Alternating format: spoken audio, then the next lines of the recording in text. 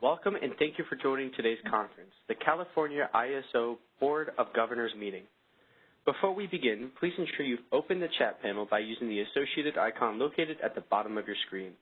If you require technical assistance, please send a chat to the event producer. All audio lines have been muted until the Q&A portion of the call. We will give you instruction on how to ask a question at that time. As a reminder, this conference is being recorded. And with that, I'd like to turn the call over to Roger Collington. Thank you. Good afternoon, everybody. Let me start out with a roll call for our Board of Governors. Chair Galitova. Present.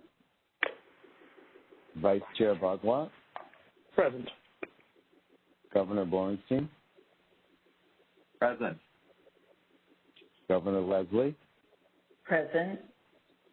And Governor Shorey. Present. Excellent. All present and accounted for, and let me turn it over to you, Chair Galitova. Thank you so much, Roger, and welcome everybody to this important meeting that we're having today. Before we delve into the agenda, do we have any public comment not related to the issue at hand that we'll be discussing? At this time, you can enter the question queue by pressing #2 on your telephone keypad. You'll hear a notification when your line is unmuted. At that time, please state your name and question. Once again, pressing #2 will place you into the queue. I'll go ahead and give it just a moment.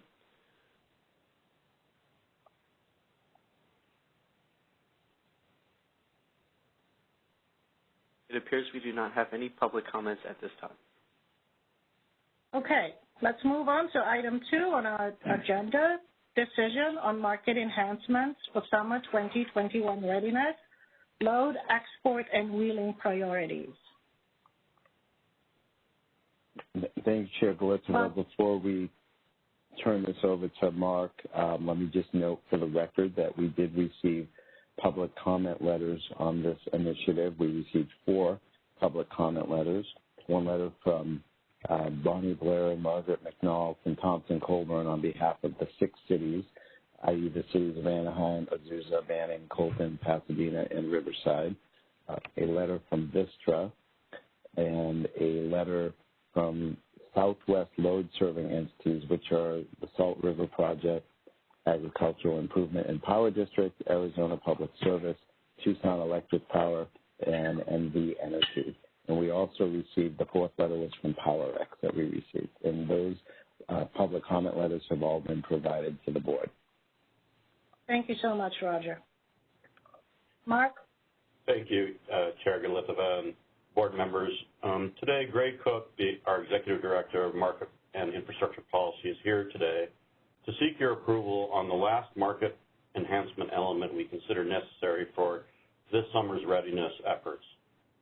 The proposed changes today address observations from last summer in which, at times, exports clearing the day-ahead market received priority in the real time, even when they were not supported by separate capacity that was needed to serve ISO load.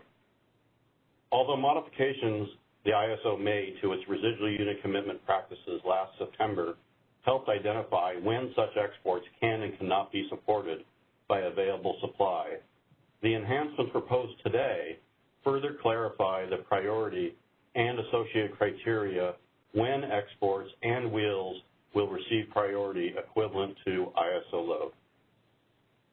The wheel-through provisions of this proposal are more challenging and remain contentious as it opens up foundational concepts of open access, including native load protection and resource adequacy, that are most relevant during times of scarce supply and transmission. The ISO staff and stakeholders worked diligently to develop a solution for this summer that is grounded in principles of fairness and equity, as well as recognizes that arrangements that were made prior to knowing these changes were coming. However, stakeholders remain concerned over elements of the proposal based on their diverse perspectives. Given the importance of these issues, it is essential to get this proposal in front of FERC to provide clarity of the rules for this summer, as well as getting guidance for the longer term. As a result, we are committed to continue to develop a durable solution beyond this summer.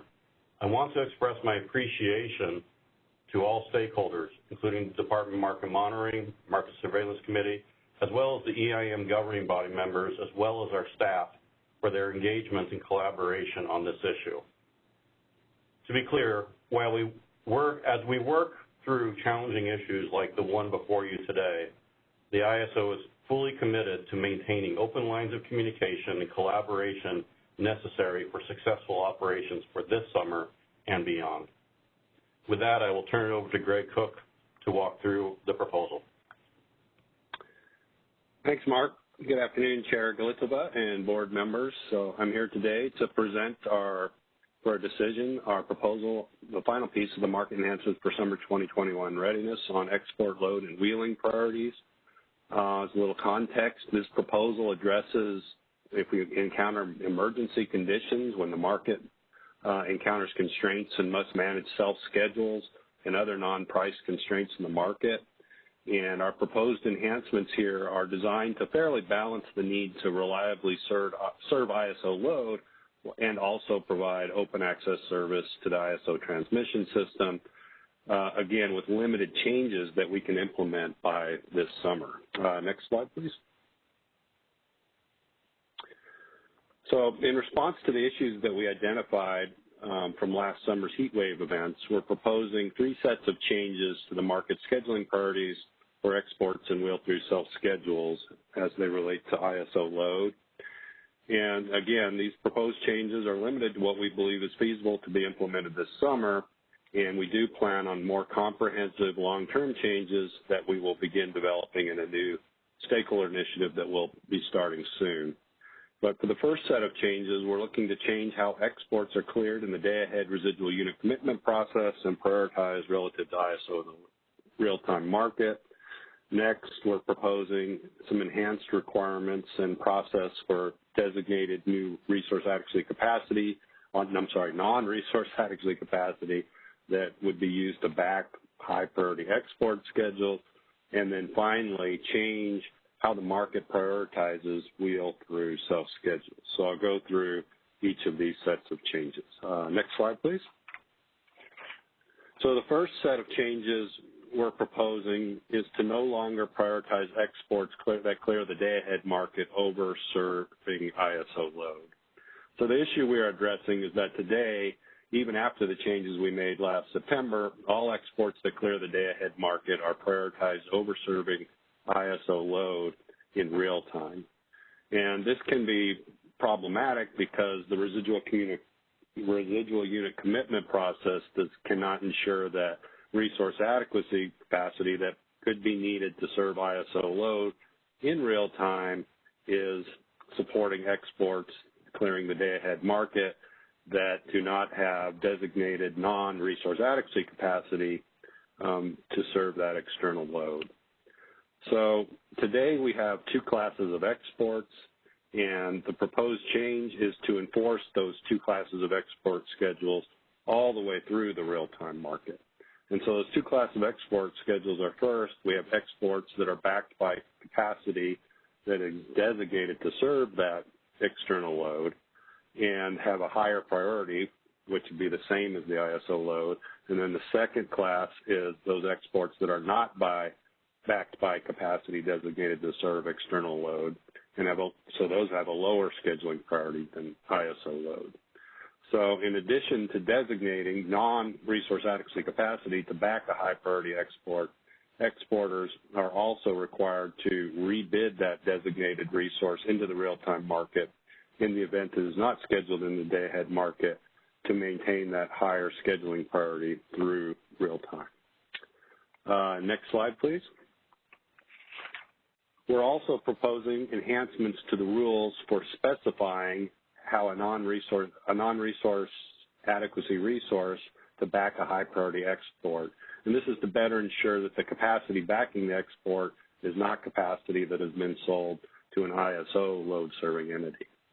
So first, we're requiring that resources must be identified in advance that they are eligible to be designated to back a high-priority export. Next, the resources that are identified as supporting high priority exports must confirm that a load serving entity outside of the ISO has a right to that capacity and that it has not been sold to an ISO load serving entity. And then in addition to that, the designated resource will be notified that it has been designated to support that high priority export. Again, so this will provide greater assurances that they know they've been designated for that obligation and that they can meet those obligations. And then finally, the proposal also allows for variable energy resources to be designated to back high priority exports.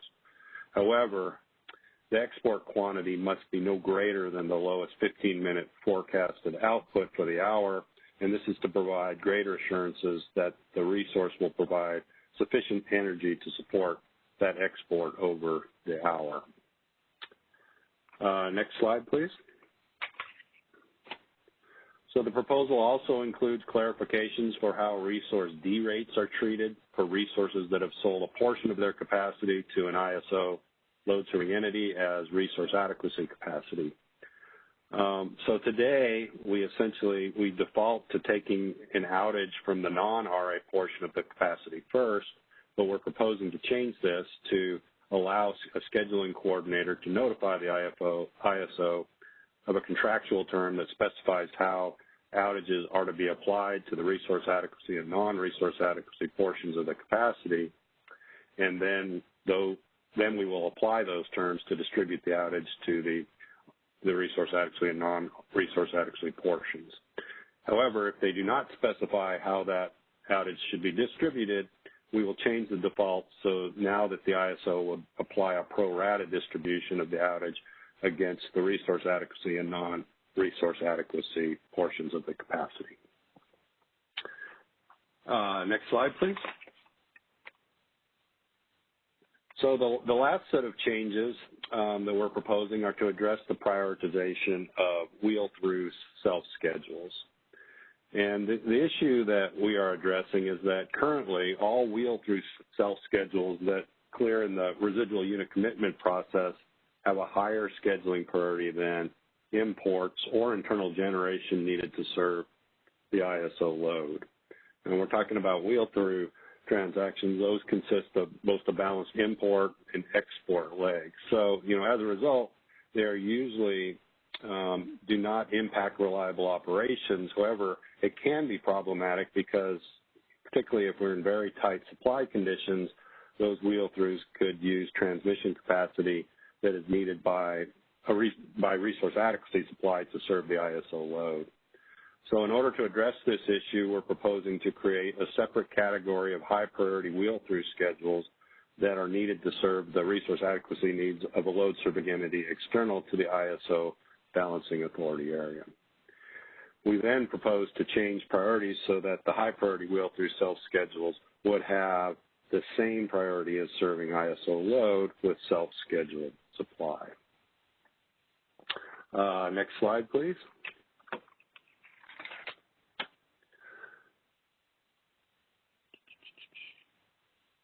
So the proposal also includes new requirements for establishing high-priority wheel-through self-schedules.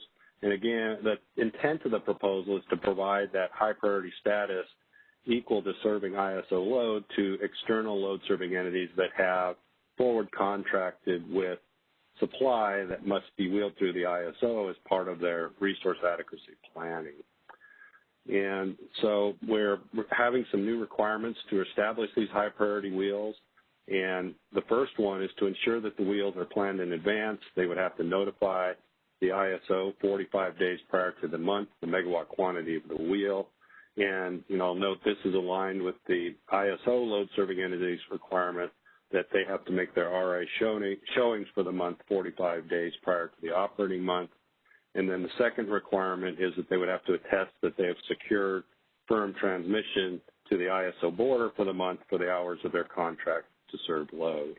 And we put in this requirement to provide assurances that the external load serving entity has planned on using the wheel-through self-schedules again to meet its resource adequacy needs. And, a couple of comments. I think this is one of the more contentious areas of the proposal. A couple of things to note.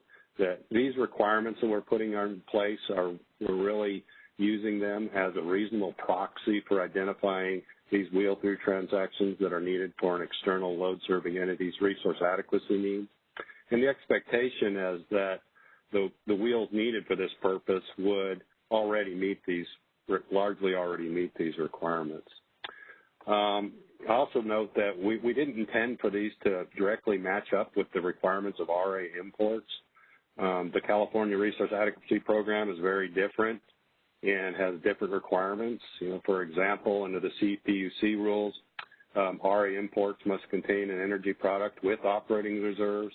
They also cannot be curtailed for economic reasons, and they either have to be delivered on firm transmission or, at a minimum, specify a firm delivery point.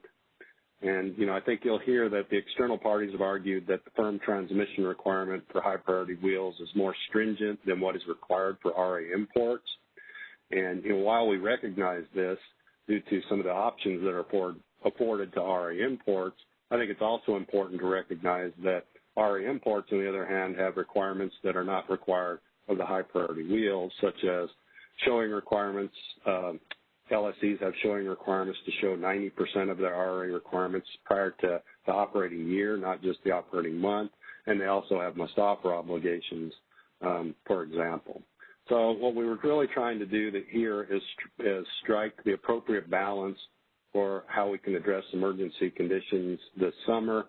And, I think we're in full agreement that there is a need for longer-term, more comprehensive solution is needed.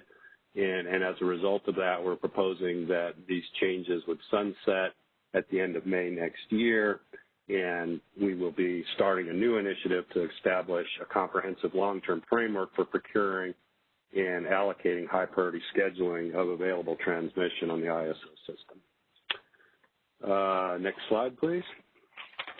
And then finally, we're also proposing a new process to equitably allocate transmission if the ISO's hour-ahead scheduling process isn't feasible.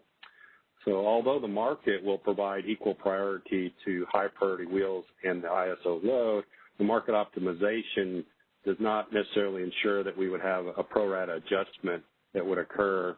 And this is due to other factors that are included in the optimization, such as losses, for example.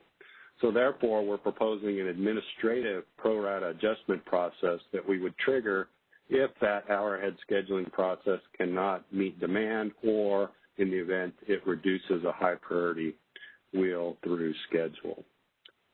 And then the pro rata adjustment would be based on the amount of resource adequacy and high-priority wheels.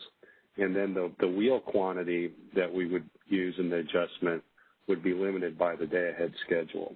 And we put this requirement in because we want to better ensure the reliability and also provide an incentive to submit wheel-through schedules in the day-ahead market so we can better set up the system to accommodate them. This pro rata application would apply to both binding intertie constraints as well as binding constraints on north to south in the ISO system on path 26. However, it's important to note that operator judgment would ultimately determine what schedules are supported. So before the final adjustments are made, operators will take into account conditions or other actions they can take to increase or restore the curtailed wheel-through schedules. Next slide, please. So there are several stakeholder concerns about these proposed changes. I'll go through these topic by topic. The first is on the residual unit commitment export priority, changing that. I think the concern here is that a few stakeholders believe that those day-ahead market results should carry through with priority into the real-time market so that they can have greater assurances that those will not be cut once we get into real-time. But again, we're trying to address that issue that under the residual unit commitment process, we can't ensure that RA supply would not be used to support those exports, which could make it unavailable to support ISO load. And again, this is somewhat inconsistent with the resource adequacy real-time must-offer obligation where, again, if we need those resources, they need to be as things change between the day-ahead and real-time market, they need to be available. That being said, there is a high assurance that the schedules that do clear the residual unit commitment process will not be cut in the real-time market. Again, the residual unit commitment process ensures that there is enough physical capacity available to support both the ISO demand as well as export schedules. The next topic, the high priority export attestation rules. I think the main concern we had here was that there's still not sufficient validation to ensure that the resources that support high priority exports and we agree that the current validation is likely insufficient, which is why we went with more of an attestation approach. There really wasn't sufficient time to implement validation rules by this summer. That said, we will, in that longer-term process that we've committed to, look on developing improved validation rules to address concerns in this area. Next slide, please. And then for the outage distribution between resource adequacy and high priority export capacity, this was an issue that we did not address in the final proposal. However, it was brought up, and we agreed that it was an issue that should be addressed, so we were able to address this through the tariff development process. And then finally, again, what I believe is the most contentious issue, the wheel-through priority issue. I think you can really break this down into two camps. There's the external California ISO Balancing Authority area parties that believe that our proposal goes too far and restricts open access. And then you have pretty much the opposite view from the internal ISO parties that believe this proposal does not go far enough to protect the ISO load. I think what we believe is that we provide a balanced approach to address potential emergency conditions that could occur this summer. Again, this is an interim approach. We'll be working to replace it with a more comprehensive framework that would allow for the forward procurement of that wheeling capability in the future. Next slide, please. So with that, we're requesting that the board approve the proposed export load and wheeling priority changes. We believe that these changes provide a balanced approach for what can be implemented this summer to fairly allocate limited supply during emergency events when the ISO market cannot meet both ISO load and scheduled exports. And we also believe that this fairly allocates the transmission capacity when there's insufficient capacity to accommodate both wheel-through self-scheduled and imports and other energy flows. So that's the end of my presentation. I'd be happy to answer any questions you might have. Thank you so much, Greg. We really appreciate the highly constructive engagement and feedback that has been displayed throughout the stakeholder process. And we also appreciate the tremendous effort by the CAISO staff and management to attempt to develop a fair and equitable interim solution that is consistent with open access principles and can be implemented this summer. We appreciate the participation of the EIM governing body and all other partners and stakeholders as well. And before we move to the advisory recommendation from the EIM governing body, are there any other comments from the board or questions? Yeah, I do have a question. Go ahead, Ash. You go first. Okay. Thanks. So, Greg, when we talk about labeling wheel-throughs as high priority, do we insist that the wheel-through be attached to a generation asset, or is it just all we require is firm transmission to the border? Yeah, no, we are only requiring that they provide us with an attestation that they've procured firm transmission for the month to the border. But it's not associated with specific generation? That's correct. Okay, thanks. Thanks, Greg. Can I take, I can't see slide numbers, so I'm not sure which it was, but the issue about RUC being unable to ensure RA supply is not used for export. Right. Can you explain a little bit more about why that is and why we, is that a weakness in the software, or is it something sort of that is just a part of the way we run the market? Yeah, I would almost view it as a strength of the software in that it's really, being that it's a pooled approach for scheduling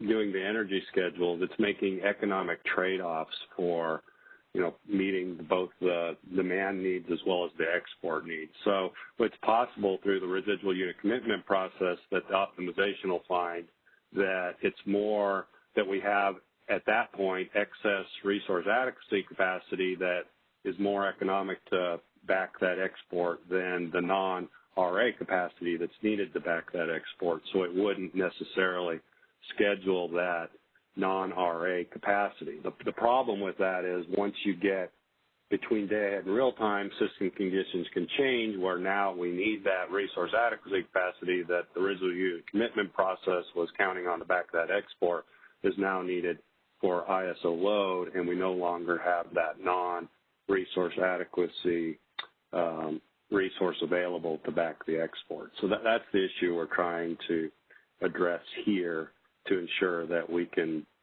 give that high priority of those exports, again, all the way through the real-time market, which is why we have these additional requirements so that we can ensure, even if it's not scheduled in the day ahead, they rebid it in the real time.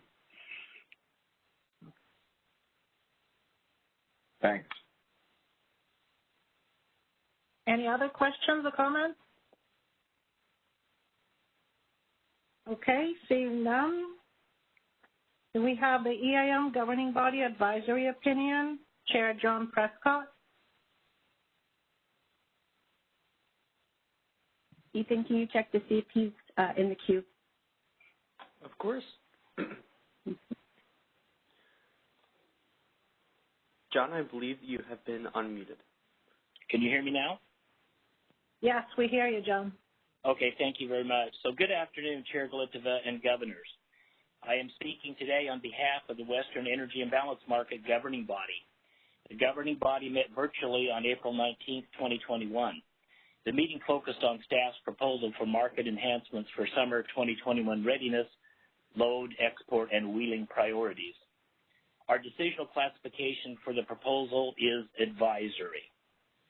After hearing management's proposal, we heard comments from the Department of Market Monitoring, the Market Surveillance Committee, and comments from the public. The governing body acknowledges that the concerns expressed to us about this proposal are valid. The core issue is a collision of two very different paradigms for transmission allocation for native load service, and we don't believe this issue has appeared in any other parts of the country.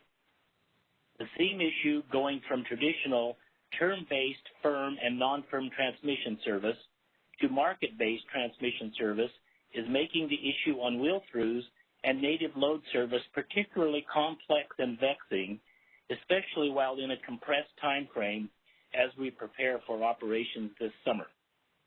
Most parties appear to support changes to address transmission allocation concerns to reliably serve California load, and superior rights for wheel-throughs is problematic. We clearly heard concerns that the proposed changes will have an adverse impact to parties that have already secured transmission and resources to meet their load-serving obligations. Most commenters concurred that a more durable long-term solution to equitable transmission allocation that comports with FERC open access rules is needed. Ultimately, interpretation of FERC open access rules is at issue here.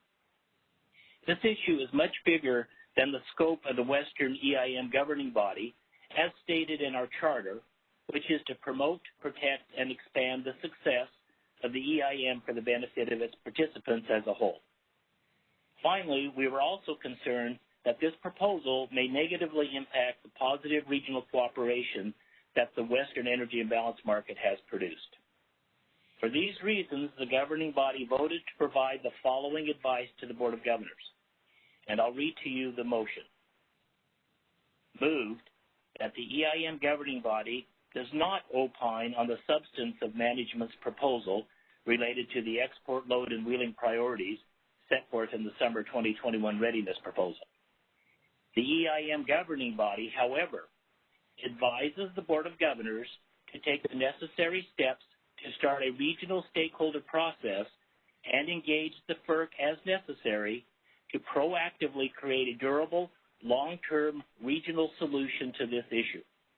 The motion passed 4-1 with Vice Chair Decker voting no. That's the end of my report. Thank you so much, John. We do acknowledge that stakeholders across the spectrum remain concerned and that the interim proposal, in some people's opinion, goes too far in addressing the needs for native load customers in California, and in other opinions, does not go far enough. We are committed to working on a long-term solution and having it in place before next summer. And as always, we'll be open, transparent, and inclusive because this needs to be a West-wide solution that all of us benefit from. So thank you so much. Any questions or comments from the board for John or the EIM governing body? And thank you, John, for your hard work and for the EIM governing body. We really appreciate it. Thank you. This is Severin. John, is Anita going to, did she state anything? Was it clear? Would she like to tell us why she voted no? Or is there any more information? The only thing I have, Severin, is she said that the motion didn't reflect the diversity of concerns expressed by the stakeholders, both within and without California. Okay, thank you. Just following up on that, this is Ash. So, John, did California entities like the California IOUs and the CPUC provide comments before your meeting, during your meeting, rather? I'd have to see who was the public speakers. I'd have to get my notes and see, Ash. Dig through. Certainly, we read their comments process. They did provide comments, and that's what I wanted to know. Okay. Yeah, and we did. Partha provided comments from PG&E in real time, and Bonnie Blair did too. This is Greg Cook. I believe we had PG&E provided comments, 6 cities provided comments, and the Cal CCA also provided comments. Yeah, that's right.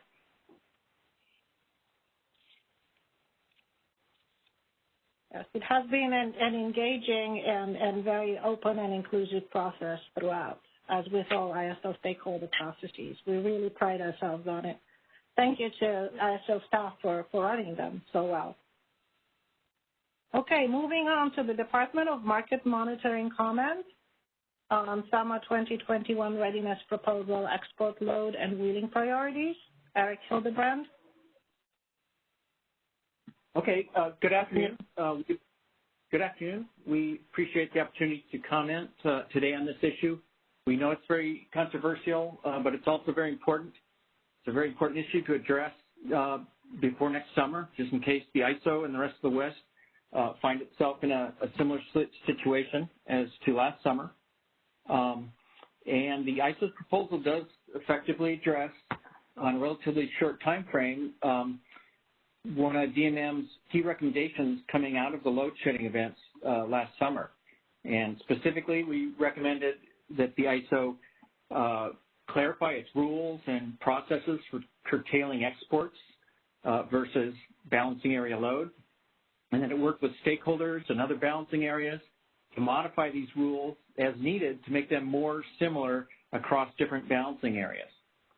The ISO proposal does all of these things and addresses a number of other issues that came up in this process, such as the issue of wheel-through schedules, which was not a big issue last summer. But we recognize going into this summer it may well be. We've provided detailed comments throughout the process, so I won't go into these. Many of these most are incorporated in the final proposal. Instead, I'll just highlight 3 major points on the final proposal. First, while many parties are not totally satisfied with the proposal, I think everybody's better off due to the increased clarity that's been provided to all participants in all balancing areas. And in crafting the final proposal, the ISO has included provisions which would seem to effectively accommodate any contracts that may have been signed by entities in other balancing areas wishing to wheel firm capacity through the ISO this summer. So second, while these changes do make the ISO's rules much more comparable with those of other balancing areas, I think the final rules are still quite a bit more favorable to wheel-through schedules than our understanding of rules in other balancing areas.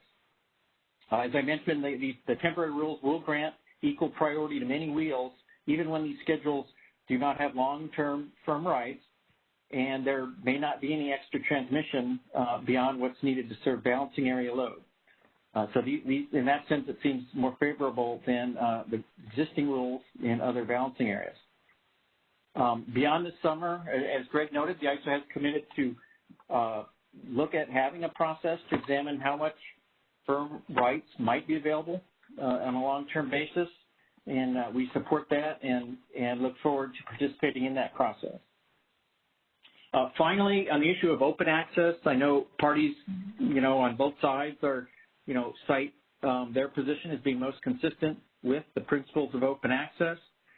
We've listened to the arguments on this issue, and the discussion by different parties in the stakeholder process and the MSC meetings. But based on this discussion and our own review, it seems the approach being proposed by the ISO does seem to us to be most consistent with open access. And specifically, this is because FERC seems to have made it clear that open access really applies to transmission that is not needed to serve native load of different balancing areas. So ultimately, all parties will have the opportunity to weigh in on this in response to the ISO's filing, and then FERC will be able to rule and provide guidance. So again, I think that's another benefit of the proposal, which is going to make everybody better off by teeing this up to FERC sooner rather than later. So with that, again, we support the final package of tariff changes being proposed by the ISO and its commitment to address the issue of long-term rights in the future going forward. Thank you so much, Eric. We really appreciate your feedback, and yes, it is important to provide clarity for this summer and also to work together for a long, sustainable, durable solution that benefits all parties and ensures reliability across the board. Do we have any comments or questions for Eric from the board? Okay. Thank you, Eric. Another independent opinion, the Market Surveillance Committee comment on market enhancements for summer 2021 readiness proposal. Thank you so much. Jim Bushnell, please. Yes. Good afternoon. Can you hear me? Yes. Okay, great. So I will focus my comments on the wheeling priority half of the proposal. We do discuss the exports, and I'm happy to answer questions on that, but most of the debate recently has been on wheeling, so I'll talk about that for a second. And I wanted to start out with an observation that when ISO markets were originally envisioned and designed, and when the CAISO and other markets went through their original development of their rules and FERC approval, the idea was that we were going to get rid of this paradigm of physical transmission rights, that it's really inefficient to run an electric system with physical transmission rights because some go unused, some can't find their way to the people who need them quickly enough. And the transition was really to shift all that to nodal pricing and a system in which the value of the transmission is basically determined by those differences in the nodal prices. And the idea was whoever accessed the transmission basically paid those nodal price differences. And there wasn't supposed to be excess demand for the transmission because prices would just rise to the level that would balance supply and demand. The problem we have here is that prices are not expected, or there's the risk that prices won't rise high enough to clear supply and demand. In this paradigm, then, The closest thing we have to a traditional transmission right is the financial rights, or we call them CRRs in California. And that is basically capturing the value of being able to ship power from point A to point B in terms of the price differential in those 2 points, which there wouldn't be a meaningful distinction from a user perspective, at least on the value, if, again, we didn't have a problem with clearing the market. So this all comes down to the fact that prices may not rise high enough, and we may have excess demand for access to the transmission system. And under those circumstances, we have to figure out how to break the ties if there's too many people who still want access, even at the maximum price. And we'll have to do some kind of pro rata rationing process. And so the disputes is all about who deserves access to that last step. I mean, everybody gets access to this market, but it's who gets access to this tie-breaking process and under what conditions they do. From my perspective, we have to have some way of limiting who requests access to this pro rata rationing process in order to keep the number of requests from being inflated just to try to get a bigger fraction of whatever ends up coming out of the pro rata split.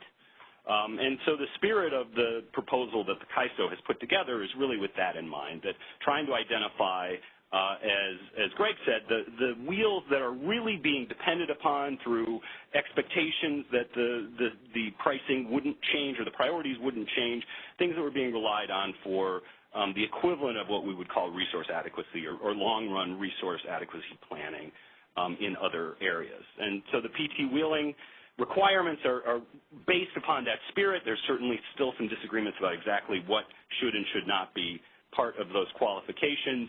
To us, it seemed reasonable. You know, there are ways reasonable people could disagree, but it did seem to be a reasonable way of trying to limit the number of requests that could come into this pro rata rationing process. I think most parties agree, coming to this open access point, that the open access principles do allow for balancing authorities to reserve capacity to serve their native load. The disagreements are over exactly what process is required for that to happen. And I have even heard arguments that basically the CAISO, by starting out the way it did 20-some years ago, that it sort of waived the right to change or to do anything to further refine, which that's one viewpoint. I don't know if it's the dominant one. But I do think everybody agrees that there is some fundamental right, and if we've gone through a process or if we do go through a process, the number is not going to be zero, that native load does have a right to reserve some capacity here, and the CAISO is just trying to get through the summer seeing what a reasonable proxy for that number might be and balance that against what a reasonable expectation of the system for other balancing authorities' reliability might be. And that's where the idea of having RA imports on the native load side be who's eligible for this tie-breaking process, and PT wheels or priority wheels on the other side also having equal priority eligible for this pro rata process, but only those two categories. So other types of imports to serve native load wouldn't qualify, and other types of wheeling transactions wouldn't qualify.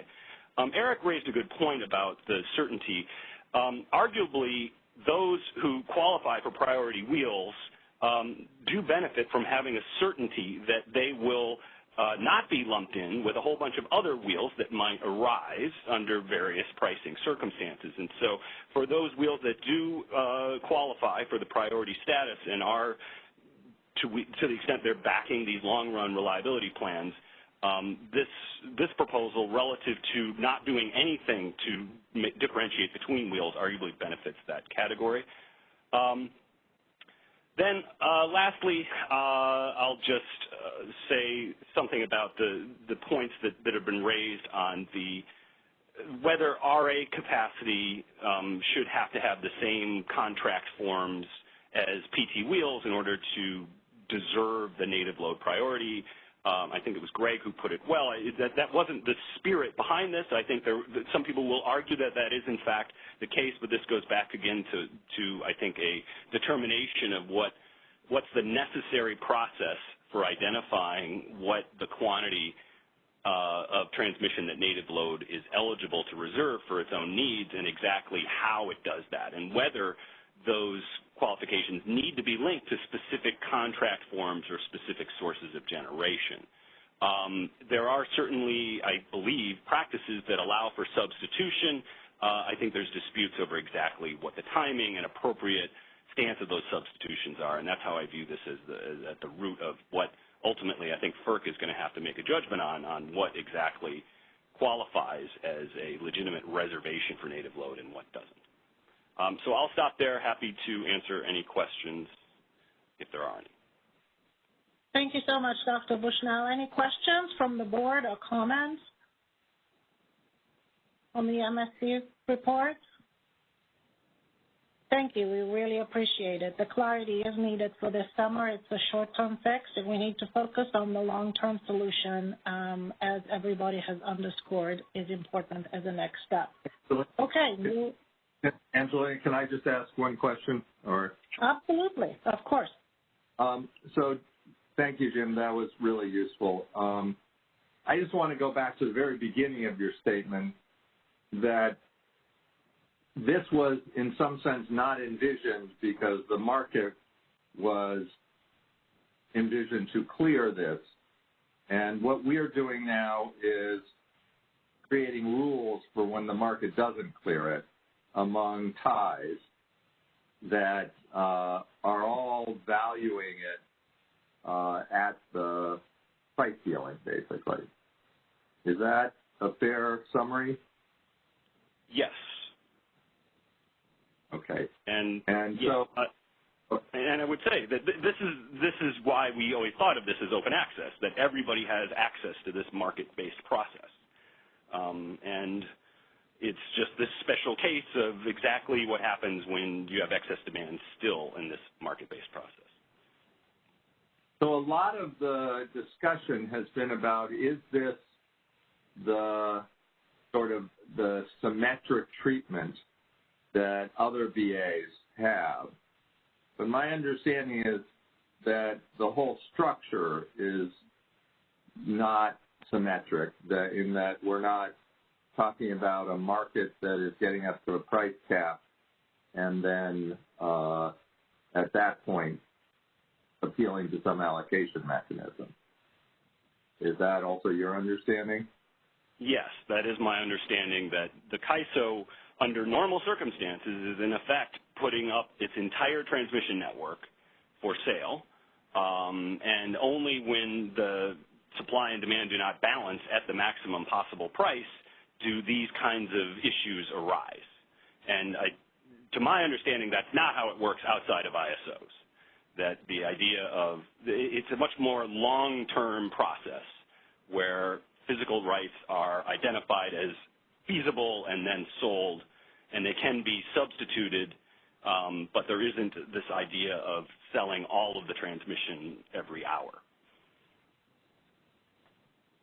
Do you know, and we probably can ask other parties who are probably going to comment, do other VAs, so there are these secondary markets for reselling rights, those do not have price ceilings on them, right?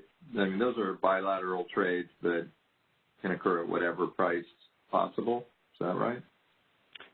This is probably better directed at others. Yeah, there's certainly regulations involved in how these rights are transacted. I don't know if there's some kind of limits, or if it's even practical in a bilateral arrangement to enforce a limit like that. Okay. Thank you very much. Mm-hmm. Great. Okay. Thank you, Severin. Public comment on the issue? Operator, can you please start making the lines available for people who wish to provide public comment to the board? Of course. As a friendly reminder, you can enter the queue by pressing pound 2 on your telephone keypad. You'll hear a notification when your line is unmuted. At that time, please state your name, question, and affiliation. Once again, pressing pound 2 will place you into the queue.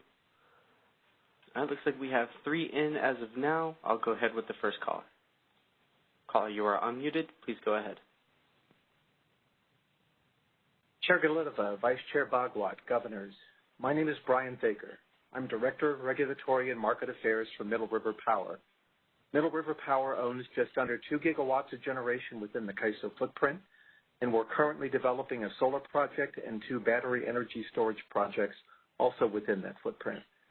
I'm speaking to you today to express Middle River Power's appreciation to the CAISO team for their work on the supporting resource issue, an issue that's very important to Middle River Power and our customers.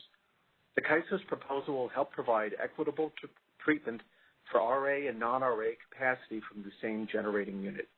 It will also secure a reasonable and workable way for supporting resources to provide exports with the right priority in the CAISO's markets. While the important mechanical details of how this process will work are yet to be documented, from the CAISO's collaborative work on this issue, Middle River is confident that this last step will successfully be completed soon. So in conclusion, I want to commend to you the ISO team for their work on this issue and respectfully urge you to approve this aspect of the CAISO's proposal. Thank you.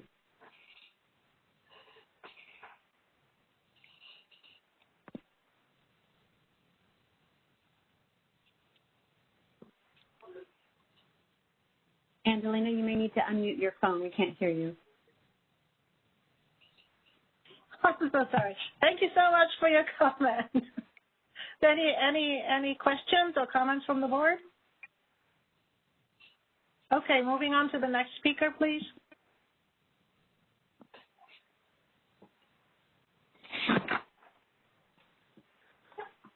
Would you like me to go ahead with the next question? Yes, please. Next. Okay. Caller, you are unmuted. Please go ahead. Good afternoon. My name is Bobby Olson, and I am SRP's Director of Supply and Trading and Fuels, and I am responsible for all of SRP's energy and commodity trading, as well as SRP's participation within the Western Energy Imbalance Market. And I thank the board for the opportunity to provide comments here today. I am here on behalf of the Southwest load-serving entities, including SRP, Arizona Public Service, Tucson Electric Power, and NV Energy. I'm here to ask the CAISO Board of Governors to oppose the proposed changes for priorities, specifically wheel-through. We recognize the difficulty of this issue, and we really want to emphasize that it isn't the desire of any of us to have any unserved load this summer across the entire Western interconnection, and that's whether they consume electricity in California, Arizona, Nevada, or anywhere else. I can assure you that it's SRP's intent, as well as others within the group, that if there are issues this summer, we all work collectively towards it, and we'll continue to do the same, make the same efforts we have always done in order to support each other through challenging times, just as occurred last August. We recognize the difficulty of this issue, and we really want to emphasize that we appreciate the time and energy that CAISO staff and leadership have provided in working with our teams to resolve these complicated set of issues. I can't tell you how much time I've spent working with Mr. Rothblatter and his team. It has been an education process, I think, for all parties. And I really do appreciate the efforts that have put forward. Unfortunately, we're just not at a point where we can endorse the final proposal, as it still fails for several reasons. First, as kind of discussed earlier, this proposal, from our perspective, fails to acknowledge or recognize forward contract deliverability to CAISO, and it can be addressed by simply requiring that firm transmission exists for all energy delivered to the intertie. We recognize that there are requirements within California's RA program that attempts to get towards that, but we think the easiest way to identify that is through firm transmission recognition through ETAGs. CAISO's proposal, as it stands, by requiring explicit transmission obligations for forward contracts, is more onerous criteria than other criteria applied for import energy into CAISO. Second, by failing to recognize or accommodate priority for transactions within the 45-day window, CAISO could effectively limit Southwest access to reliable energy necessary to overcome generation outages and other unforeseen contingent events on our system that have historically been accommodated by market purchases, and that's a substantial concern for us. Third, this proposal really disregards foundational open access principles by failing to respect the priority of transmission offered by neighboring BAs. Rather, CAISO's proposal would attempt to supersede that prioritization and substantially restrict access to its own transmission system when it deems conditions warrant it. Such restriction of access is based not on the condition of the CAISO transmission system, but on constraints that arise outside and external to the CAISO BA. And these restrictions are only resulting because CAISO itself chooses not to acknowledge or require the deliverability of energy it depends on to meet its load. There's going to be many challenges to meeting load this summer. And this proposal doesn't ease those challenges for entities across the West. Wheel-through was not a significant item identified as part of the root cause analysis conducted by CAISO, CPUC, and CEC. We still have concerns about it, and we believe that this proposal actually substantially increases the reliability challenges for all entities but CAISO. And as a result, we strongly encourage the Board of Governors to oppose the priority changes that have been put forward. Thank you. Thank you, Mr. Olson. Appreciate the comments and appreciate your engagement in the process and working together with us to get to a place that we can all deem as durable and long-term sustainable, and of course, under the golden rule, operating under the golden rule. Any questions for Mr. Olson from the board or comment? I'd like to hear management's response.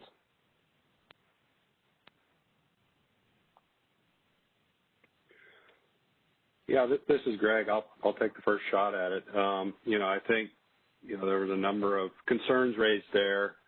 The one that we've recognized is that it's a more onerous criteria for the firm transmission requirement for wheels. That's something we recognize. Again, our rationale for that is, well, first I'll note we weren't trying to create the same requirements for RA imports and the wheeling transactions. What we were really trying to do was put requirements in place so that we could have a limit on these high priority wheels to the extent that those are wheels that are actually being planned for in advance and used to meet an external load serving entity's resource adequacy requirements. So we think that, from the information we've heard, our expectation is that the wheels that are needed for that purpose would, easily meet those requirements because they would be procuring that firm transmission in order to ensure that those resources would be available to deliver in order to meet their resource adequacy requirements. The second concern was our failure, what they call deemed a failure to allow transactions within the 45-day window to cover outages. And I think, this is clearly what we're trying to differentiate between, because these are really, more spot transactions. But, we also have to figure out, well, if we were to allow those transactions, then when we get in these emergency conditions are now, unplanned. These are unplanned types of procurements that are now, being would be considered at the same level as serving ISO load. So, again, we didn't think that was appropriate. We're really trying to, differentiate between those forward procured transactions that are needed for resource adequacy purposes, both for ISO load as well as for external load serving entities. And, I think the next concern was that it fails to regard, that we don't regard the open access principles by firm transmission that's bought in external balancing authority areas. I think, this is just something that we disagree with. We do think that, our proposal is aligned with FERC's open access principles. I think that's, something ultimately FERC is going to have to decide on. And then finally that, through the root cause analysis last summer, that wheel-throughs were really not a big issue that caused problems last summer. And, I think we agree with that, but the concern here is that, one, with the changes that we're proposing for how we would be providing the assurances for high priority exports, which we did see a number of exports that were an issue during the root cause analysis last summer, that those could revert to wheel-through transactions this summer. And we're also seeing very large price differentials between the Pacific Northwest and the Southwest, which provides a pretty strong economic incentive for, additional wheel-throughs this coming summer that we didn't necessarily see last summer. So, there's a big concern that this could be a much different scenario this summer than what we saw last summer. So we're trying to, prepare for that in advance and make sure that the rules are clear so parties know what they can and can't count on if we enter into emergency conditions this summer. Thanks. Thank you, Greg. Mark, any additional comments? I think Greg stated it well. Maybe I'll just emphasize one thing, is that we are managing constraints within our system and within transmission under our control, and we are not attempting to manage constraints outside of our control. So I just want to be clear that we are only managing those constraints within our sphere of control. Thank you. Any additional questions from the board or staff or the speaker? I have a question. Mr. Olson? Yes. And this is a process question. I admit I am now 2+ years into being a governor, and I should have asked this a while ago. We got a letter, which I think you are one of the writers of, and we got it yesterday. And I'm trying to understand, in fact, we got another letter from PowerX this morning. Why are we getting letters 24 hours before the meeting or less? And what's the goal here? And is it possible to engage earlier if you want to engage with us? So we're not aware, or at least I'm not aware of any process that would prevent us from submitting letters up to the date of board hearing. I'm not agreeing with you. I'm not saying there's some legal process. But it just seems like these would be more useful if we got them earlier. Yeah, I think that's a change to engage in a conversation or to change our minds. That's a fair comment and observation. One unique element of this particular aspect is this has been a very quick process that we've been working through. We've seen changes on the proposal fairly steadily. As one, CAISO staff has been listening and trying to accommodate both sides of the argument, but it has modified fairly substantially over the past several weeks. And as it's been modified, we've waited to provide specific engagement with this body until we had an understanding of what that final proposal is. It's not our desire or intent to kind of get this group riled up if it's unnecessary. So I do want to acknowledge that this has been an accelerated process. Yes. And as Bobby indicated, we have been trying to be responsive and making some modifications late in the process. And many of the commenters who have submitted letters today have been commenting along the way. There are some letters that have come in that are not associated with comments, those who've commented along the way, but most have. Yes, okay, it has been an expedited process, and thank you, Mark and team, for being so responsive and so engaged. I know for a fact you were talking to people until late yesterday and engaging and trying to strike the right balance. Severin, I think this was basically an effort to ensure that people were commenting on the latest version possible that they could. It's just been really fast and intense. So I want to follow up on that. I agree. This was unusual circumstances, and there may well have been nothing to be done. But in fact, the pattern of getting letters on the day of meetings is not limited to this meeting. It's been going on for quite some time. And I do urge people in the audience to recognize that if you actually want the board to engage with your letters, sending them in the morning of the meeting is not terribly useful. Getting them ahead of time would be very, very helpful. Thank you, Ash. Any other comments or questions? We do have 2 further questions in the queue at this time. Make that 3. Thank you. I'll go ahead with the next caller. Caller, you are unmuted. Please go ahead. Good afternoon, Board of Governors.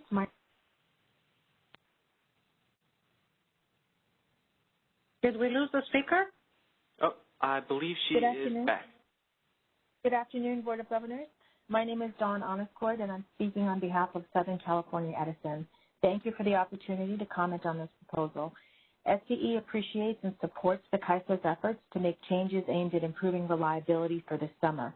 Without imported energy, California cannot maintain reliability on high load days, and rules such as those being proposed are essential for maintaining reliability. Of note, imports are a key feature of California's resource adequacy framework, and the power from these imports must have the opportunity to use transmission as intended by design.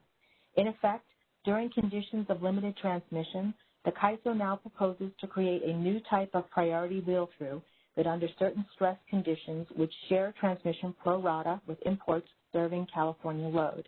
This is a much-needed improvement over current rules that effectively give a higher priority to wheel-throughs than to imports serving CAISO load. As it represents an improvement, SCE supports the proposal as a temporary measure through the end of May 2022. However, while we acknowledge that this is necessarily an expedited process, the proposal was changed at the last minute and now allows parties to qualify for priority wheel-throughs if they have contract only 45 days before delivery. The original proposal required parties to execute contracts on or before April 22nd, 2021 to limit the possibility of abuse of the new rules. Removing this limitation could undermine the proposal.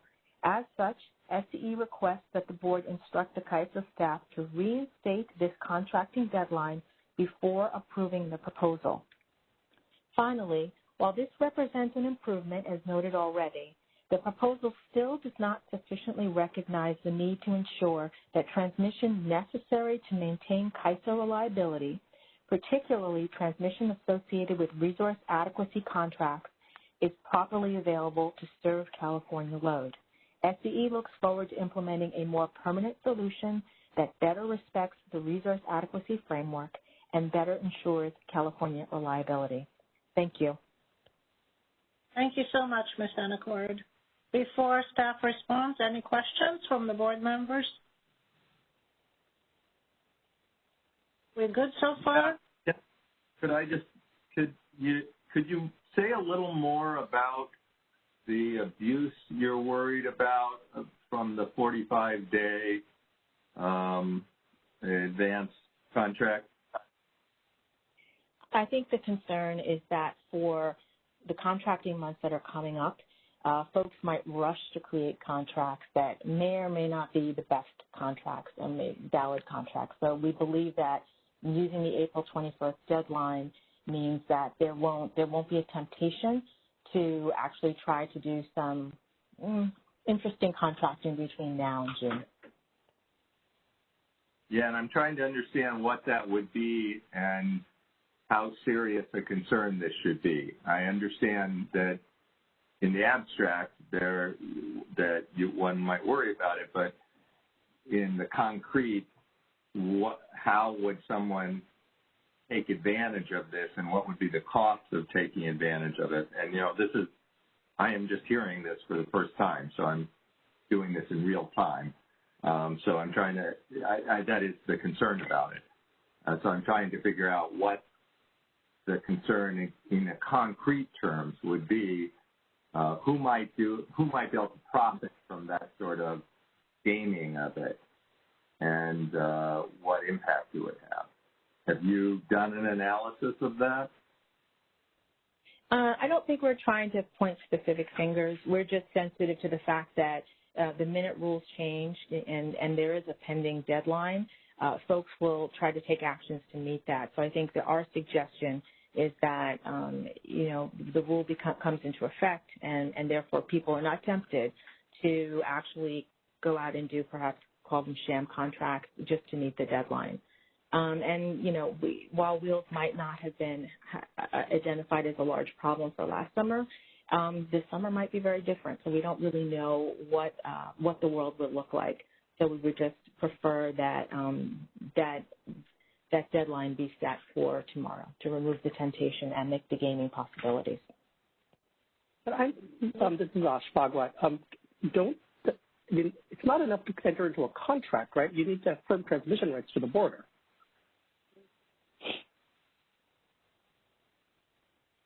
And also, if we reinstate the deadline is tomorrow. Would people have enough time? And I think that the idea would be we would freeze the contract. But am I correct that, I mean, Greg, am I correct that it's not enough to enter into a supply contract? You need firm transmission rights as well? Yeah, and, if I can weigh in here, SC is absolutely right. This was a late change we made. There was a lot of concern from the external parties about that provision, where we had originally proposed that the all contracts would have to be entered into by the date of our filing, which I think we originally were proposing that to be April 23rd, something like that. But in any event, we did just receive a lot of pushback from that. And, in our goal to try and really make this a balanced proposal, when we looked at that, although we're not trying to exactly have the same requirements as RA imports for these high priority wheel transactions, we did see that, we could do additional alignment with that, which is where we came up with the 45 days prior to the month so that it does align with the resource adequacy requirements. But then we also did strengthen the requirements for what needed to be attested to, and that they needed to have that firm power supply contract to serve load outside of the California ISO Balancing Authority area, and that load serving entity must have procured monthly peak period firm transmission to the ISO boundary. And by including that shows that, there's now a significant investment required in order to get that high priority wheeling status. So we believe, that was really a better way for us to, limit, this potential gold rush of contracts coming in, because there would be, a cost associated with that. Thank you, Greg. Any other comments? Any additional questions? We do have a few more questions in the queue. I'll go ahead with the next caller.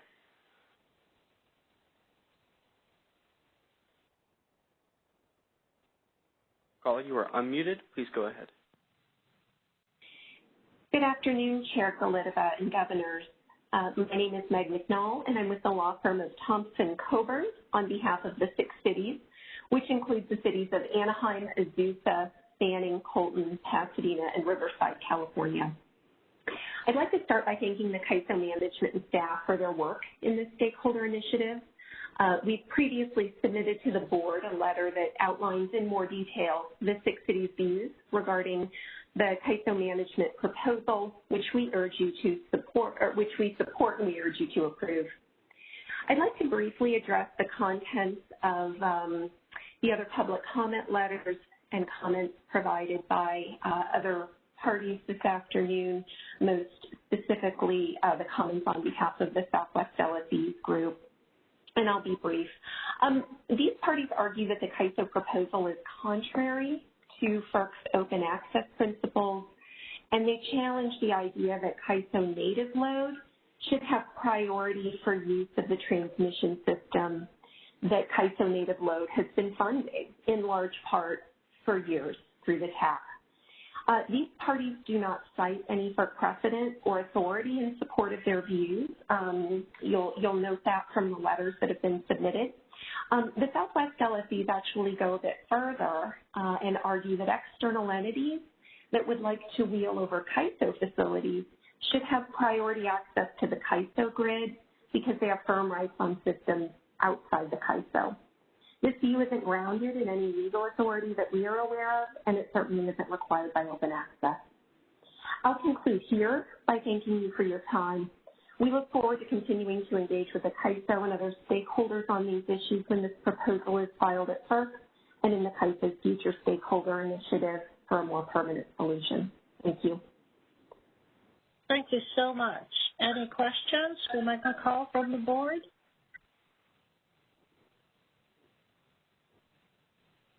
Okay. Comments from staff?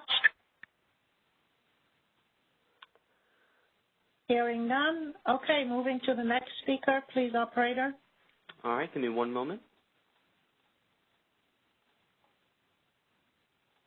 Caller, you are unmuted. Please go ahead. Hello, this is Scott Ranzel of Pacific Gas and Electric Company. Can you hear me? Yeah. Great. I am Scott Ranzel with Pacific Gas and Electric Company, Director of Portfolio Management, so responsibility for the transactions in question here would fall under my purview. CAISO Board, I want to thank you for the opportunity to speak with you today. I first want to acknowledge, as many others have done, the significant effort of CAISO staff and management in advancing the export wheeling and load topic as part of the summer readiness efforts in light of the events from last August. While we appreciate the complex nature of the solution, the proposal doesn't cleanly align with the programs already established in California and native load that resides there. California LSEs have already contracted and are using that internal transmission for CAISO BAA customers that have long paid for that on a long-term basis. We also recognize the need for the CAISO to allow for open access and have a process for external entities wanting to serve load using resources within the CAISO BAA and would welcome that as part of the longer-term solution. Given timing, the proposal for 2021 needs to move forward. And one request we would have is for the CAISO to ensure that it continues to actively monitor and work towards ensuring reliability for all of the Western United States to the best of its ability in the coming summer months of 2021, which many have already made very clear we expect to be challenging. And I would echo many of the comments shared by others that a long-term solution to this issue is a critical step that needs to be engaged in by the ISO and all of the constituents and parties involved in this discussion as soon as possible, ensuring that open access rules and native load are addressed appropriately, accordingly, in a transparent and equitable manner is critical to the future success not only of California, the ISO, but also, as many have expressed, the remainder of the Western United States as we become more integrated and resource mixes change. In final comments, I would like to also acknowledge the request of Southern California Edison. PG&E would be in support of the change that was requested by them. And with that, I will thank you for the opportunity to speak and take any questions you may have. Thank you so much. Any questions for Mr. Scott Ranzel? Hearing none from the board. Thank you very much for your comments, and moving on to the next speaker. All right, moving on. Give me one moment. Caller, you are unmuted. Please go ahead.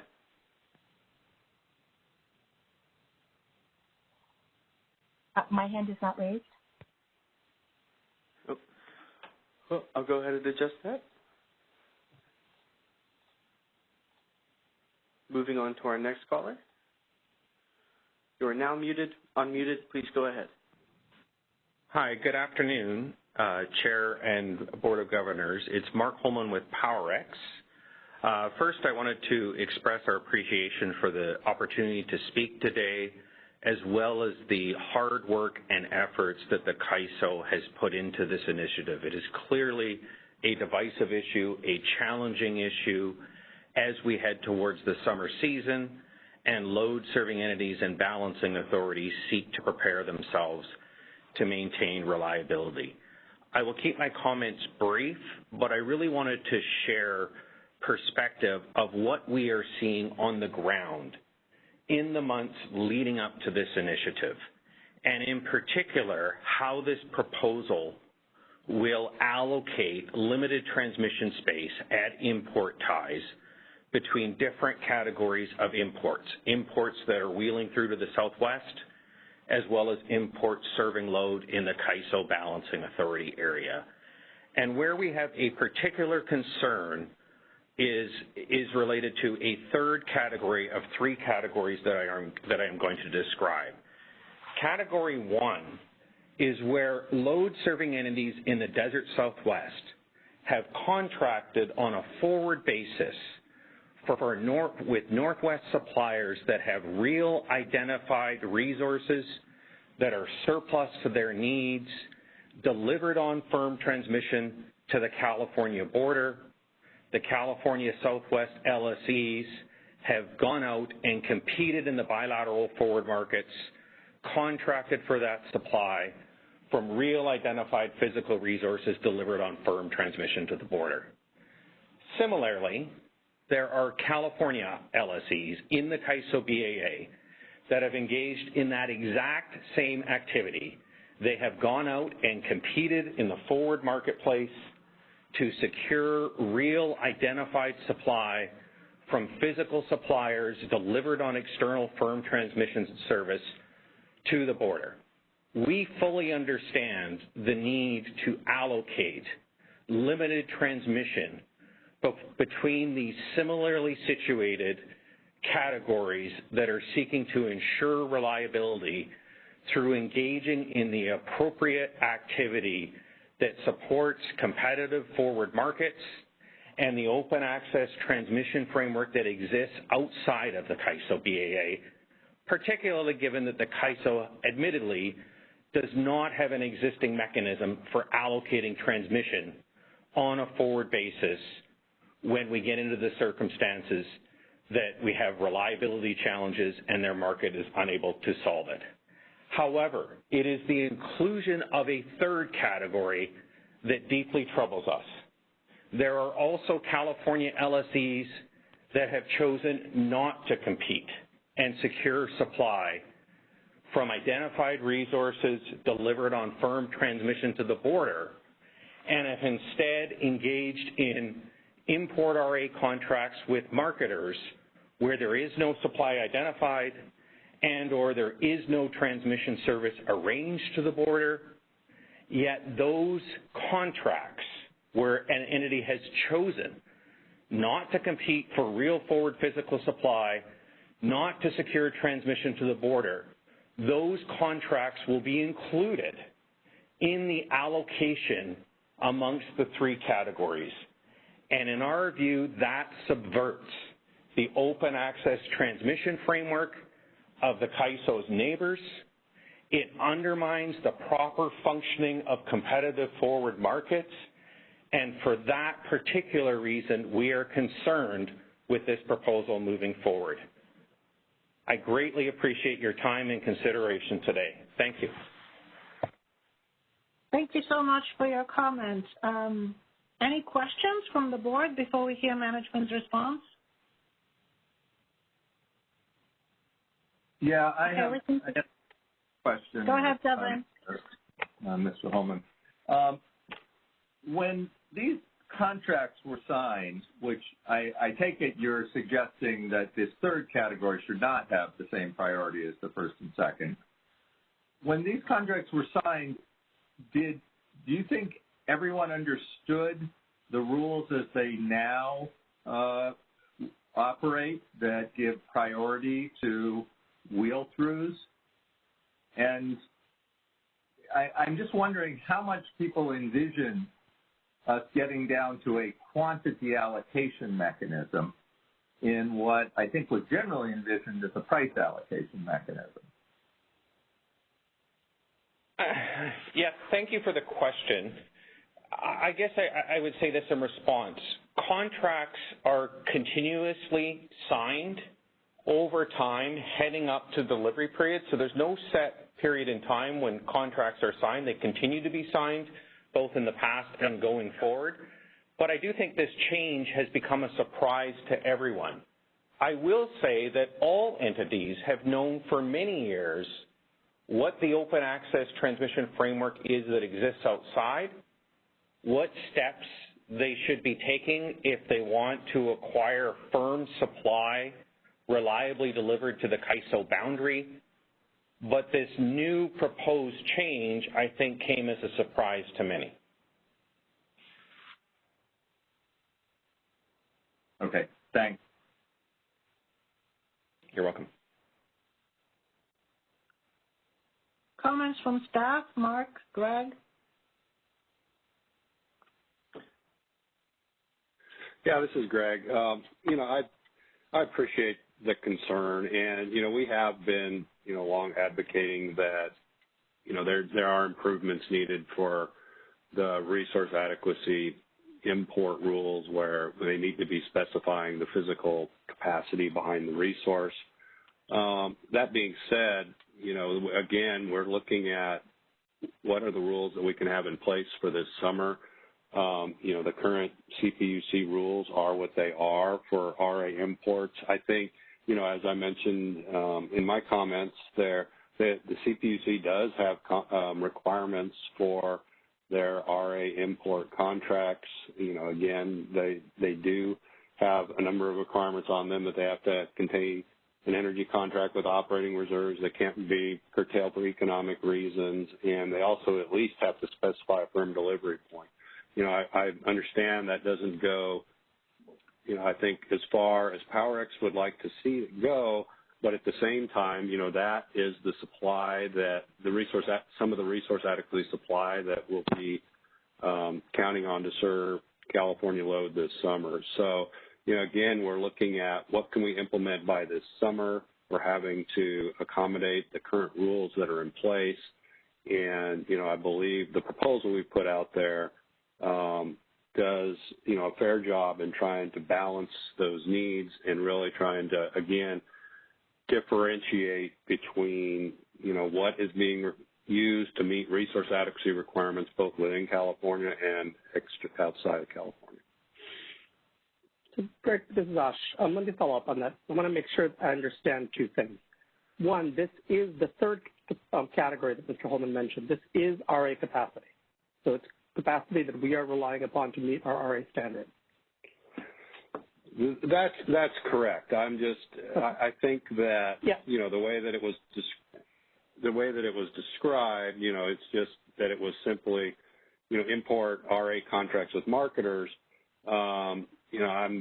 In order to meet those CPUC requirements, there's a lot of provisions that would need to be included in those contracts as well. So, there are certain firming aspects to those contracts. So, it may not be, again, as firm as we'd ultimately like, but that's where it's at.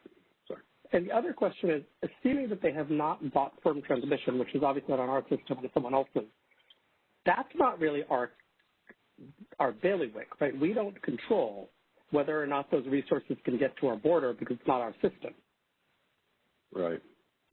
Yeah, at the end of the day, this proposal is really about how are we allocating that priority scheduling on the ISO system. That's what we're looking at. How are we going to allocate that transmission? All right, thanks. Thank you, Greg. Any additional questions from the board? Okay, seeing none, do we have any other speakers? Can I just respond to Ash or ask a question? Ash, okay. You said that it's not really our bailiwick if they have transmission outside, but we've sort of made it our bailiwick with allocation for wheel-throughs, right? So I think it's not quite right to say, and I think there are many other differences, but to say, we don't look beyond the border, this proposal does look beyond the border. I think for good reasons, and a year from now when we better have a more complete proposal and do it with the luxury of more time, I think we have to address that. But I think it is something that with this proposal we're stepping into.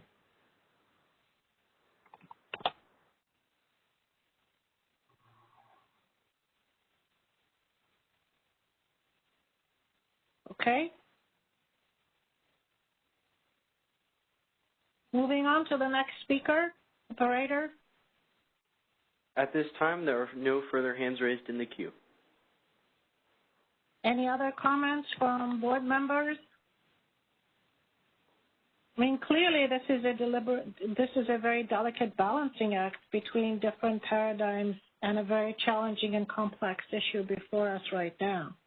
The need for clarity for the summer operation is critical, and this proposal is a proxy interim solution for a longer-term, durable, sustainable solution, and we will all work together across the spectrum of all stakeholders to get there before the summer of 2022 and build on the success of EIM, which I might add today actually is at $119 million and pushing towards $120.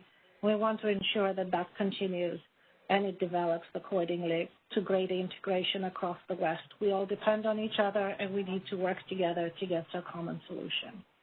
So with that, I think we are ready for a motion. Angelina, is it time for a few comments from the board, or is that after the motion? Or?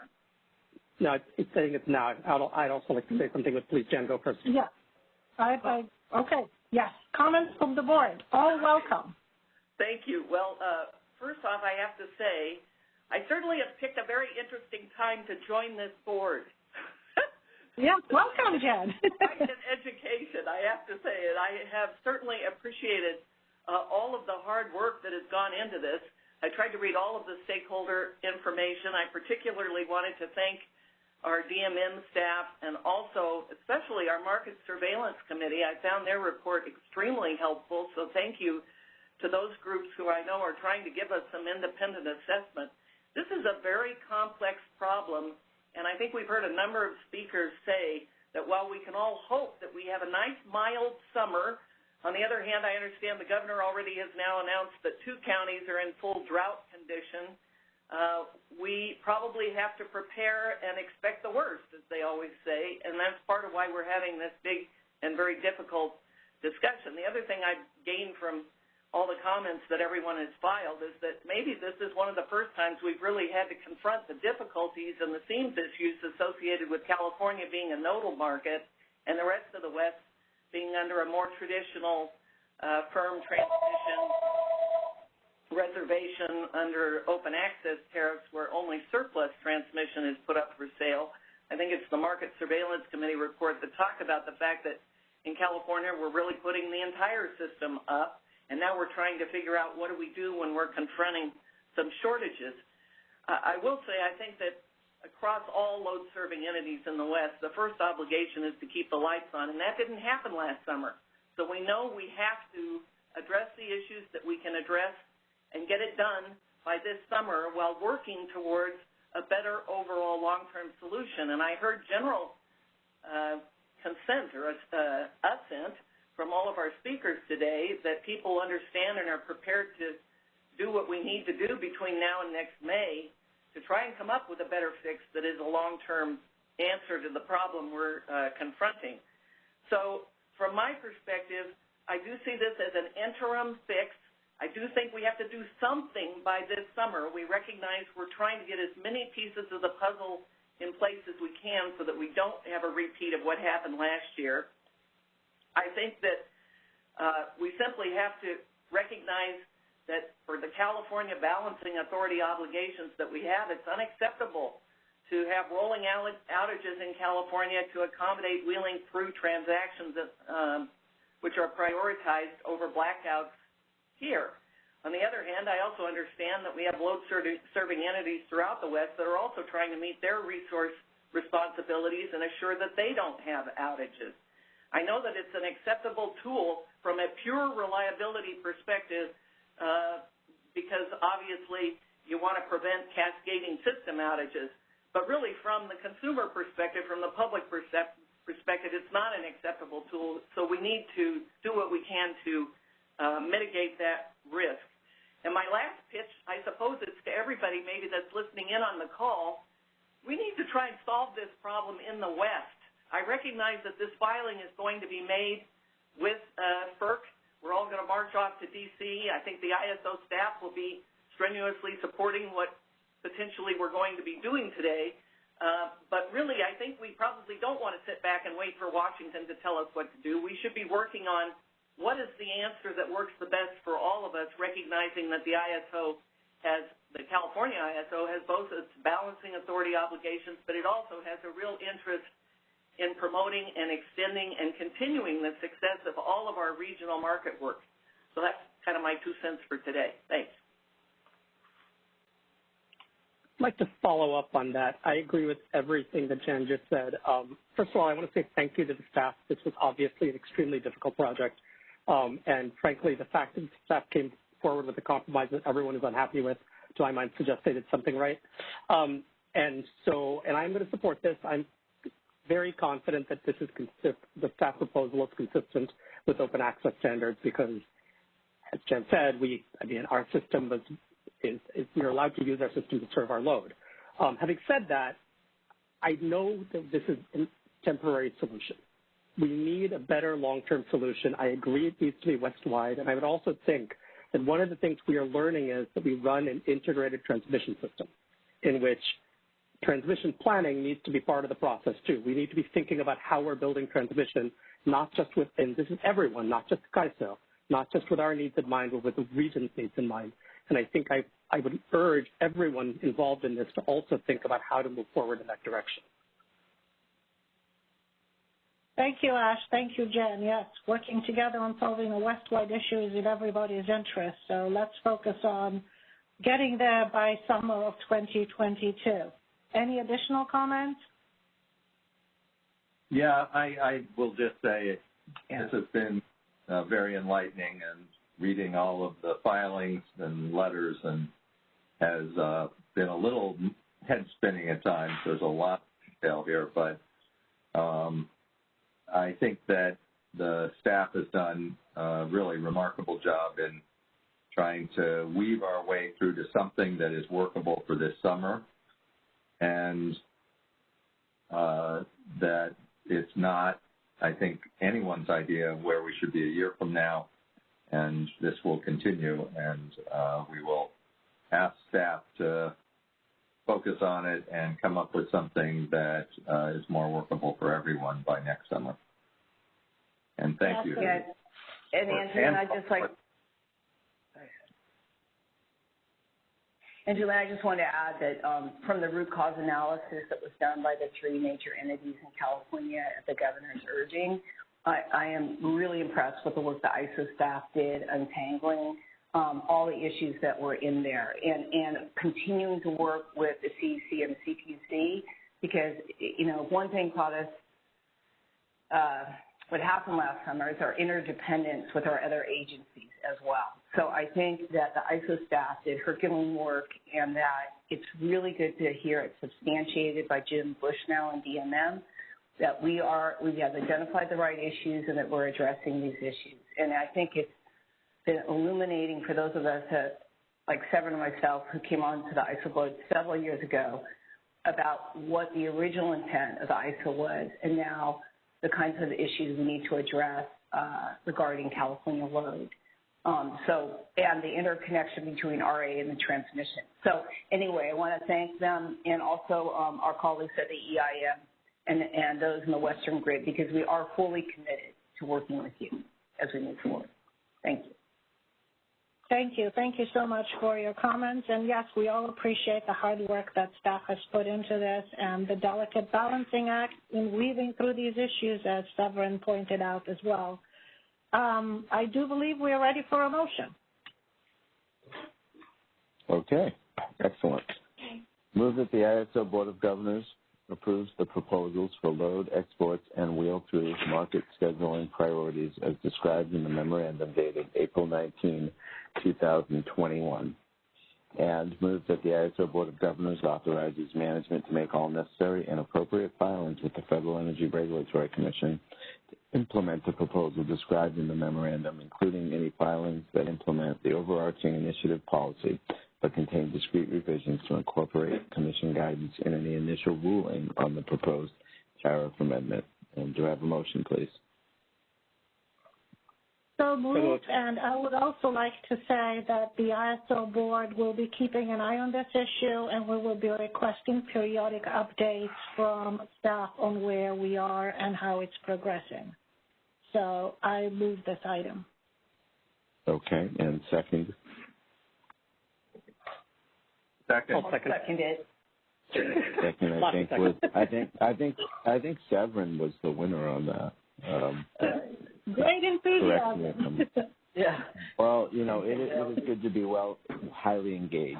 And I will take your vote in alphabetical order. Governor Bogwat. Aye. Governor Borenstein.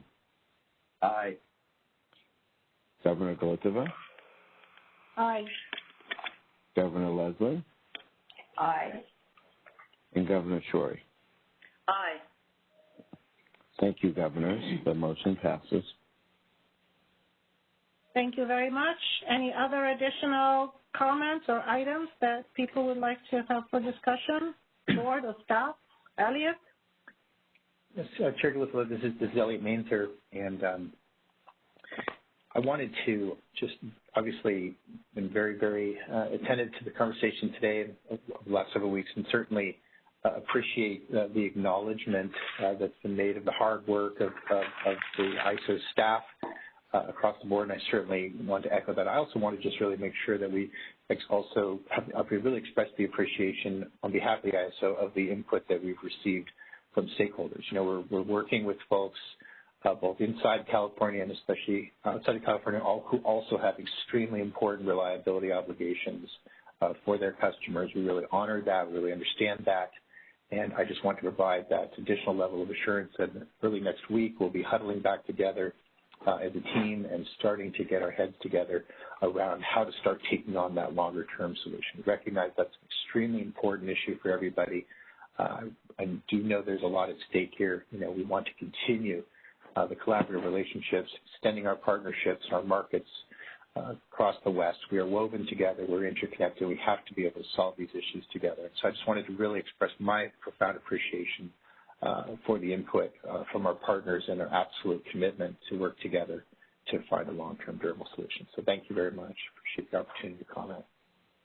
Thank you so much. And yes, let's continue to work constructively together, all stakeholders, including ones in California and throughout the West, to get to a long-term solution. And we appreciate your engagement and look forward to working with you. Okay, with that, I believe, unless there are any other final comments, we are adjourned. Thank you. Thank you. Bye. Thank you. Bye. All right, that concludes our conference. Thank you for using AT&T Event Conferencing Enhanced. You may now disconnect.